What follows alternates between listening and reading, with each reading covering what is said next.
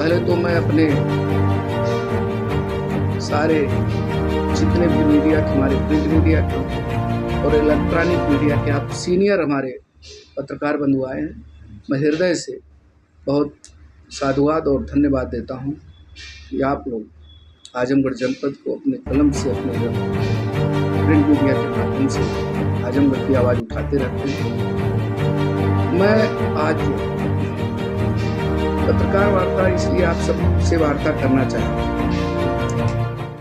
ये आजमगढ़ जनपद पूरे प्रदेश का करीब 50 से 60 लाख आबादी का जिला है और यहाँ पर 10 विधायक, 2 सांसद और 2 एमएलसी और 1 जिला पंचायत अध्यक्ष और नगर पालिकाओं के चेयरमैन, सब पे समाजवादी पार्टी का कब्जा है।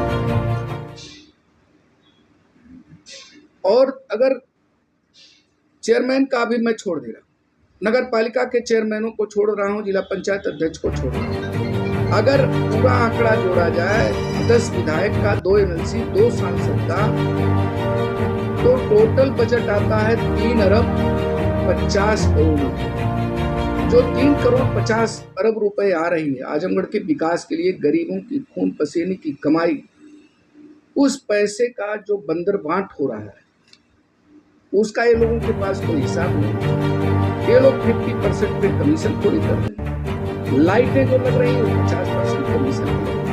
आप जहां भी लिस्ट मंगवा करके डीएम कार्यालय से देख लीजिए, जो लाइटें इन लोगों ने लगवाया है, या तो लाइटें लगी हैं तो जल रही हैं, अगर जल रही हैं तो भी लाइटें किस स्तर की लगाई गई हैं, क्या जितने का पैसा बजट पास हुआ उतने की लाइट लगी है। और इतना बड़ा पैसे का बंदर बांट करके मैं माननीय पूर्व मुख्यमंत्री अखिलेश यादव जी, क्योंकि आजमगढ़ में आपने अपना कार्यालय बनाया, आपके पिताजी भी सांसद थे, आप भी यहाँ से सांसद थे, आपके भाई धर्मेंद्र जी भी सांसद हैं, यानी पूरा परिवार आपका यहाँ से आजमगढ़ से जो जुड़ने की कोशिश किया है और जुड़ा, आप इसीलिए आपके विधायक, आप अपने विधायकों से कभी पूछे कि गरीब जनता की थोड़ी कमाई आप लोग ये बंदर बांट क्यों करो? 3 अरब 50 करोड़ रुपए मामूली नहीं होता। इस पैसे को दुरुपयोग किया जा रहा, अपनी तिजोरियां भर रहे हैं, भ्रष्टाचार में समाजवादी पार्टी के लोग लिप्त हैं और हिसाब मांगते हैं मुख्यमंत्री उत्तर प्रदेश। ये मुख्यमंत्री जी उत्तर प्रदेश के हमारे माननीय मुख्यमंत्री जी ने, मैं दावे के साथ कह रहा हूं, आजादी के बाद ऐसा कोई मुख्यमंत्री नहीं हुआ, चाहे अपराध का क्षेत्र हो। आजमगढ़ में अपराध कम हुए हैं, 0 टैलेंट की जो हमारी नीति है वहां तक हमारे हैं। अपराधी या तो उत्तर प्रदेश सीमा के बाहर है, या तो जेल के सीटों के अंदर है, या तो सीधा ऊपर है। कोई अपराधी बटन खोल करके सीधा खोल के चल रहा है क्या? आज क्या स्थिति है? आजमगढ़ के विकास के लिए मुख्यमंत्री जी ने जो बजट दिए हैं, जो परियोजनाएं लाई, अभी माननीय अमित शाह जी आए थे, आप सारे पत्रकार बंधु उपस्थित थे। अब संगीत महाविद्यालय का उद्घाटन हो रहा था और करीब करीब 1 अरब की परियोजनाएं वहां शिलान्यास हुई। एक एग्जाम्पल है। वहीं आजमगढ़ में हम सब विश्वविद्यालय की मांग करते करते 87 से आज कई वर्ष हो गया, 25-30 वर्षों के बाद तमाम सरकारें आई गई, किसी का उस पर ध्यान नहीं। आजमगढ़ की माताएं बहनें अपने बच्चों और बच्चियों को पढ़ाना चाहती, लेकिन विश्वविद्यालय न रहने के कारण कभी इलाहाबाद विश्वविद्यालय, कभी दिल्ली विश्वविद्यालय, कभी लखनऊ विश्वविद्यालय जाना पड़ता है। गरीब लोग पढ़ा नहीं पाते थे। लेकिन मैं मुख्यमंत्री जी को हृदय से बधाई देना चाहता हूँ, आपका ध्यान गया, आपने आजमगढ़ में महाराजा सुहेलदेव विश्वविद्यालय के नाम आधारशिला रखी और विद्यालय संचालित हो गया। और इतना ही नहीं, जो मान्यताएं हमारी दिल्ली यूनिवर्सिटी, लखनऊ विश्वविद्यालय में, बीएचयू में है, वह मान्यता हमारी आजमगढ़ के पूर्वांचल विश्वविद्यालय में सारी मान्यताएं हो गई। चाहे बीसीओ हो, एलएलबी 5 ईयर हो, जितनी भी मान्यताएं हों, सारे कोर्स हमारे यहाँ महाराजा सुहेलदेव विद्यालय में चल रहे हैं। नौजवान संगीत सीखना चाहते थे, उनको बाहर जाना पड़ता था, आर्थिक अभाव में जा नहीं पाते थे, मन में उत्कंठा थी, लेकिन महाराज जी का ध्यान गया, हरिहरपुर में एक महाविद्यालय दी।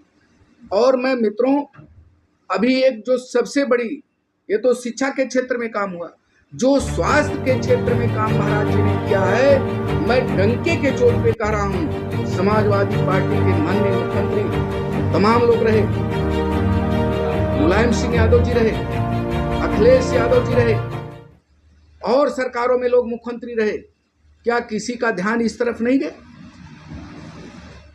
कि आजमगढ़ में जो है स्वास्थ्य के क्षेत्र में काम होना चाहिए।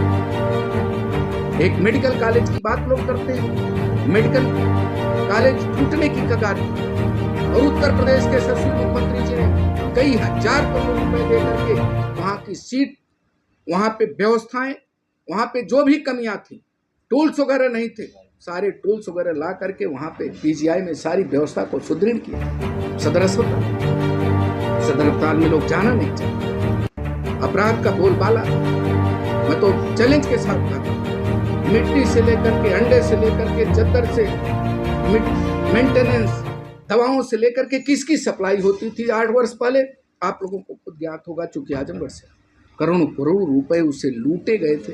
सदर अस्पताल लूट का अड्डा, हजारों हजार गरीब मरीज वहां पहुंच रहे, दवा करा रहे, निःशुल्क दवा हो रही है, सारी जांचें एकदम हो रही है, जो मशीन खराब हो रही है 2 दिन के अंदर माननीय मुख्यमंत्री जी आजमगढ़ को बहुत गंभीरता से ध्यान लेकर के उसको सुंदरीकरण करा, व्यवस्थित करा रहे हैं। अभी दिनेश लाल निरहू, आजमगढ़ की जनता उपचुनाव में 1.5-2 वर्षों के लिए उनको सांसद बनाया। मेरे पास रिकॉर्ड है, मैं रिकॉर्ड के साथ बात कर रहा हूँ। जितनी परियोजनाएं बिलरियागंज से रौना पार की रोड, मेनगर से तिखरा की रोड, जो कई वर्षों से टूटी पड़ी थी, हजार लोग जाते थे, उस पर किसी का ध्यान नहीं गया दिनेश लाल निरहू। देवारा में जिन ब्रिज से हमारे गरीब देवारा के लोग जाना चाहते थे, जा नहीं पाते थे, उस पर गुड़ऊ बाबा से लेकर के जितने ब्रिज बने हैं, दिनेश लाल निरहू अपनी सांसद निधि से उसको बनवाने का काम किया। इन सब योजनाओं को मेरे पास चार्ट, और मैं भी चार्ट चाहता हूं समाजवादी पार्टी के उन 10 विधायकों से, 2 सांसदों से और 2 विधान परिषद सदस्य से, और इतना ही नहीं, मैं जिला पंचायत अध्यक्ष का बजट 500 करोड़, 500 करोड़ का भी जनता हिसाब चाहती है। तो पैसे जा, मेरी बात उन लोगों को बड़ी तीखी लगेगी, लेकिन ये आजमगढ़ की जनता की खून पसीने की कमाई का पैसा है। और माननीय विधायक जी, 45 वर्षों से आप विधायक, आजमगढ़ तो दुल्हन की तरह सदर विधानसभा सज जाती। आप जिन सड़कों पे जाइए, आप पत्रकार हैं, आप भी किसी गांव से आते हैं, किसी किसान के बेटे हैं, आप जाइए गांव में, सड़कों की हालत देखिए, सदर विधानसभा में सड़कों की हालत, वो पैसे कहाँ जा रहे हैं? इसलिए विधायक जनता चुनी है कि आप उन पैसों को बंदर बांट करिए। कमीशन खोरी, खुला कमीशन खोरी हो रही है, और आप मुख्यमंत्री जी के ऊपर आरोप लगाते हैं। जो मुख्यमंत्री जिसका कोई परिवार नहीं, आजमगढ़ से लेकर के उत्तर प्रदेश की जनता जिसकी परिवार है, हर वर्ग के लोग, हर समाज के लोग, हम लोग तो जातिवाद का नारा नहीं देते। आप बहुत पीडीए का नारा दे रहे हैं। पीडीए का नारा आप दे रहे हो, अति पिछड़े से किसी निषाद को, किसी राजभर को, किसी मुस्लिम को राष्ट्रीय अध्यक्ष अखिलेश यादव बना दीजिए। मैं मालूम आप पीडीए का नारा बहुत महत्वपूर्ण है, आप पीडीए को लेकर चल रहे, धोखा दे रहे। जनता को धोखा कब तक दोगे? जनता जान चुकी है। वो आजमगढ़ के लोग 2027 में हमारे पत्रकार बंधुओं हिसाब लेने के लिए बैठी है। ये लोग गलतफहमी मुंगेरी डाल के जो सपने देख रहे हैं, जनता आपकी बार 2027 में इनको जवाब देने के लिए बैठी है। हर वर्ग के लोग महाराज जी के साथ हैं, उत्तर प्रदेश की भाजपा के साथ हैं, और पुनः भारतीय जनता पार्टी की सरकार बनेगी। और आजमगढ़ जनपद 10 विधानसभाओं से पीछे रह जाते हैं, लेकिन अब की बार संगठन और सरकार मिल करके यहाँ आजमगढ़ में जितना विकास का कार्य हुआ है, हम सब ने जितनी मेहनत की है, उसका परिणाम भी मिलेगा और उसका रिजल्ट भी हम सबके सामने मिलेगा। लेकिन मैं आप लोगों से विनम्र निवेदन करता हूँ, जिस तरह पत्रकार मेरे साथ आप सब बैठ के वार्ता किए हैं, उसी तरह इन समाजवादी पार्टी के लोगों से जो 10 वर्षों से, कोई 45 वर्षों से विधायक है, कोई लगातार एमएलसी, परिवारवाद का बात, मैं परिवारवाद की बात कर रहा हूँ। अखिलेश जी के पहले उनके पिताजी आदरणीय नेताजी मुख्यमंत्री रहे तो अपने चुनाव लड़े, फिर अखिलेश जी को लड़ाए। अखिलेश जी या यहाँ से आजमगढ़ का कोई कार्यकर्ता उनके दल में ऐसा नहीं था जिसको सांसद का चुनाव, अपने छोटे भाई धर्मेंद्र जी को चुनाव लड़ा। आजमगढ़ की जनता इंतजार कर रही है धर्मेंद्र जी जीतने के बाद आजमगढ़ के विकास के लिए आप कर क्या रहे हैं, तो पैसे कहाँ जा रहे हैं? आप बैठ करके मेंबर में पार्लियामेंट में बैठ करके बात करते हैं आजमगढ़ की जनता में। आजमगढ़ में क्यों आप नहीं आ रहे? अखिलेश जी आप आजमगढ़ आते हैं, आप इन लोगों से भी हिसाब ले लीजिए। आजमगढ़ की जनता हिसाब मेरे पत्रकार बंधुओं के माध्यम से ले रही है कि 3 अरब 50 करोड़ रुपए का हिसाब तो यह है, 500 करोड़ रुपए जिला पंचायत का, और जो नगर पालिकाओं में इनके चेयरमैन हैं उनका भी हिसाब भारतीय जनता पार्टी कार्यकर्ता और आजमगढ़ की जनता लेना चाहते। आप नहीं देंगे, 2027 हिसाब लेकर आना चाहती है। आप सब सरकार, अरे भाई सरकार जांच कर रही है, हिसाब पहले ये लोग दें। अगर बहुत बड़े ईमानदार हैं, मैं तो इन्हीं से हिसाब मांगता हूँ, मैं जांच क्यों कराऊंगा? आप हिसाब दीजिए ना, मैं तो हिसाब दे रहा हूँ, दिनेश लाल गिरव 2 वर्ष से सांसद था। ये हिसाब है, मैं आंकड़ा एकदम लिखा पड़ी है इसको आपके बारे में। आप बता रहे हैं लेकिन बतौर सांसद रहते हुए उन्होंने रहते हुए विकास कराया, बहुत कराया। आपने कहा सरकार ने कहा है, लेकिन क्या आजमगढ़ की जनता को विकास पसंद नहीं है? 10 विधायक आपके विधानसभा से हार गए, निरहू भी हार गए चुनाव, तो क्या भाई ये लोग देखिए झूठा आरोप लगा करके चुनाव जीते। पहली बात तो इन लोगों संविधान खतरे में इसका नाम तो मूड पर, और इन लोगों को झूठा प्रभाव करना बहुत आता है। अभी देखिए आप सोशल मीडिया पे अखिलेश के बारे में सरकार आ रही है, सरकार, अरे भैया 2027 कितना दूर है, बहुत दूर है। आप अभी से गलत बयान, गलत झूठी बात, जनता के बीच में जाके गलत समझाना, ये सब कब तक आप समझाओगे? झूठा प्रभाव कब तक करोगे? मैं तो कह रहा हूँ ये लोग बहुत बड़े झूठे हैं, झूठ बोल करके राजनीति करते हैं, गुमराह करते हैं। सरकार में आने के लिए हर कदम हर तरह से तैयार है, बूथ कैप्चरिंग करना हो कर ले। अच्छा, आपने कहा भ्रष्टाचार का हाँ, आपकी सरकार में कोई ऐसा विभाग है जहाँ भ्रष्टाचार नहीं है? उसके भी तो जिम्मेदार सरकार है, हमारे जांच नहीं कर सकते अपने अधिकारी कर्मचारी की जांच नहीं। हमारे अधिकारी कर्मचारी, मुख्यमंत्री ने स्पष्ट आदेश दे दिया मुख्यमंत्री सारे अधिकारियों को, कहीं भी अगर भ्रष्टाचार में आप देखिए कई अधिकारी जेल गए हैं, कई अधिकारी हटाए गए हैं। बहुत गंभीरता से हम लोग इस पे ध्यान दिए हैं। कोई भी किसी डिपार्टमेंट का व्यक्ति, सारी प्रशासनिक क्षमता नहीं, हमारी टीम लगी हुई है, विभाग मुख्यमंत्री जी ने टीम लगाया है, गिरफ्तारी हो रही है। लेखपाल भ्रष्टाचार किया, जेल गया, कानूनगो किया, एसडीएम अगर गलत कर रहा है तो हटा दिया जा रहा है, तुरंत कार्रवाई हो रही है। कहीं से कोई भ्रष्टाचार में अभिलिप्त नहीं है, सर लोग काम अपना कर रहे हैं। अब कोई गलत तरीके से जा करके प्रलोभन दे करके पैसा दे रहा है, 15 से 30 शिकायत कार्रवाई होगी।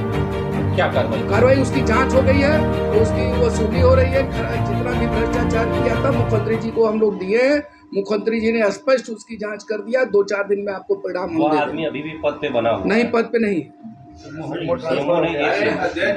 सवाल